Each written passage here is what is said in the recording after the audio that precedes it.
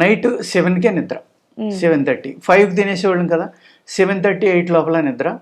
ఆ 8 o'clock చక్కగా పాలు ఇచ్చేవారు, ఒక పావు లీటర్ పాలు, చల్లటి పాలు. అది కూడా వేడి పాలు తాగితే మంచిది కదమ్మా, చల్లారిన పాలే తాగాలి ఎప్పుడు కూడా పాలు అనేది. ఆ పాలలో కూడా వేస్తే కొంచెం నెయ్యి వేసి ఇచ్చేవారు, లేకపోతే డైరెక్ట్గా పాలు ఇచ్చేవారు. పాలలో నెయ్యి నెయ్యి ఎందుకు వేయాలి అంటే పాలు బలమైనవి కాబట్టి పైచ్యం ఉంటుందమ్మా అందులో. ఈ నెయ్యి వేసినప్పుడు దానికి విరుగుడు, అది దాని శక్తి పెరిగి ఒక అమృతం లేక అద్భుతంగా పనిచేస్తుంది అనమాట.